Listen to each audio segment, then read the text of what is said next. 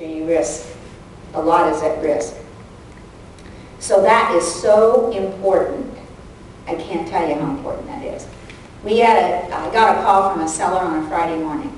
And by the way, see, a sale can be changed to an exchange.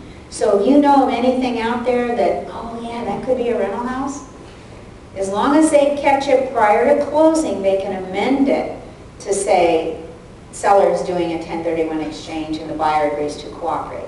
So I got a call from a seller on a Friday morning and he says, my sale's closing this afternoon and I want to do an exchange. I said, was there 1031 language in the contract? He said, no. I said, okay, but all the escrow officer has to do is amend the contract to say that you're doing an exchange and we can do it. I mean, it was closing that afternoon. Escrow officer calls me. She's, okay, Barbara, what do I do? I said, well, draw an amendment that the seller is doing a 1031 exchange and have the buyer sign it, fax it over to us or email it to us along with the title report and the contract. We'll do our documents, we'll email them back to you. You get the people to sign it and just send the original signatures back. Fax the signatures back so we have an agreement here. And then you send the proceeds to us and with the closing, that's it. Proceed with the closing. Well, she called me back in 10 minutes and she said, Barbara, the buyer refuses to sign this amendment because the seller gave them such a hard time during the whole transaction. They're not going to cooperate for anything. So another reason to have the language in there to begin with. Another thing. Do you know how many how many sellers have closed before they owned their primary residence 2 years? And I'm mixing it up here, talking about primary residence and 1031 exchange. So just keep it in your mind. 1031 exchange can only be done on investment property.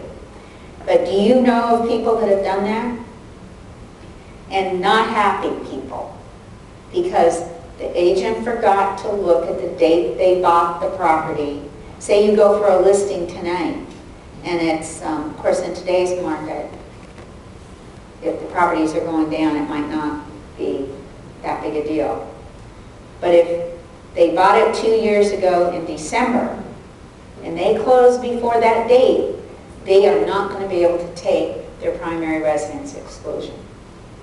They are not going to be happy with you as far as from the listing standpoint. So it's real important to address that issue. Some people never sell because if you sell, you pay on capital gains tax. So I encourage you to do a mailer with this paragraph. And down at the bottom here, I put, and this is in your folder, did you know you can sell vacant land and buy income-producing property? Think about how many people bought vacant land years ago, and they're just sitting on it because whoever they've talked to maybe has told them if they sell that vacant land, they got to buy vacant land. You send this out, I can almost guarantee you that you will generate phone calls. Because think about it. It gets into somebody's hands that has a friend or a relative, or maybe they own vacant land in another state, and they don't think about doing it because they haven't consulted somebody that tells them they can sell that vacant land and buy income-producing property from you. And I always encourage people to do this mailer. And some people have put it on their own big postcard. I got a call from a brand new baby agent out of Marina Del Rey in Southern California. She said, Barbara, I did what you said, and I got a call from a man that has owned 4 rental houses for 20 years. Now, if that doesn't tell you that there are a lot of people out there that own investment properties that do not know about this code, even though it's been in existence since the 20s. He didn't know about it until she sent this to him. So she immediately got 4 listings and was going to help him find his replacement property. But think about this. He didn't know he could sell his 4 rentals over here and buy 2 really nice ones over here. So there's some wonderful opportunities there. he has to rent these two out for, most CPAs would say, a couple of years. Then he can move into one of them and live there the rest of his life, sell his primary residence and take his tax-free money. It's a wonderful way to preserve your assets, but you got to plan ahead to do this. So do me a favor, please do a mailer with this, or however you get information out to your farm area, is that what you call it? Your area. And the next sheet in here, the next little flyer, has to do with the primary residence exclusion. And the top bullet talks about the 250 and the 500, and I would encourage you to somehow get that information out to your clients, because some of them don't know. The second bullet has to do with this change January 109. And the only way that you can claim, see, I need to take this third bullet out of there, because see, prior to January 109, if you moved into a second home for a couple of years, you could do it. Now, it's not going to work, so I need to change this. The bottom part of this has to do with, if you're 55 or older, one-time thing, sell your primary residence, buy down, and transfer your property tax base value. Now, I understand we're talking all these different counties, right? So some of them will accept somebody from another county and some of them won't.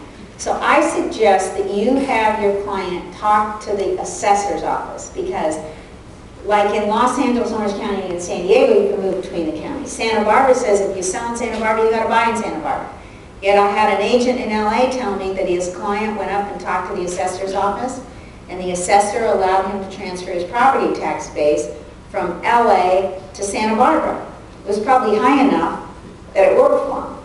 So don't always have your client talk to the assessor's office about their situation, because I've heard this story more than once where the client talked the assessor into letting him do what they wanted to do. But that's a one-time thing. And if I were you, tell me if you think this will work for you. You go into the assessor's website and you print out the forms that the assessor requires be filled out to transfer the tax base. Send those forms out to everybody. Now, maybe it gets into the hand of the kids that have moved from one area to another. And they have grandkids now. And they see this and they go, oh my gosh, we could get mom and dad to sell the big old house and move closer to us and babysit. So I would do a mailer with that, because people don't know it. Now maybe you know this. Does this county allow the parent-to-child transfer and the grandparent-to-grandchild transfer? Yes. Does anybody know? Yes. So when you're printing out those forms, print out the parent-to-child transfer. And anytime you sell the parent's primary residence and the parents move to Sun City, Arizona, they can't transfer their property tax. But if their children can buy the house from them, they can keep the parents' property tax. And I had a girlfriend that had bought a townhouse in Newport Beach for $70,000, and she moved to Paradise, couldn't transfer her property tax base. Her son and daughter-in-law moved over from Las Vegas, bought her townhouse, and were able to keep her property taxes. So there's some wonderful ideas there if you do mailers with this information, you know, from the assessor's office and this 1031 exchange explained. Because the way it reads, that somebody does 1031 exchanges their whole life. They sell a rental house, buy a duplex, then a fourplex, sixplex, they end up owning a $10 million little apartment building. They die. Their children inherit the building. What happens? Step up in basis? Step up basis. Step up in basis. So the children... What does that exactly mean? I mean, I hear it all the time, but I don't know what it Well, means. what it means is, let's say the parents had a $20,000 rental house that they bought 40 years ago. And then they do a 1031 exchange. They defer their tax into a duplex, drive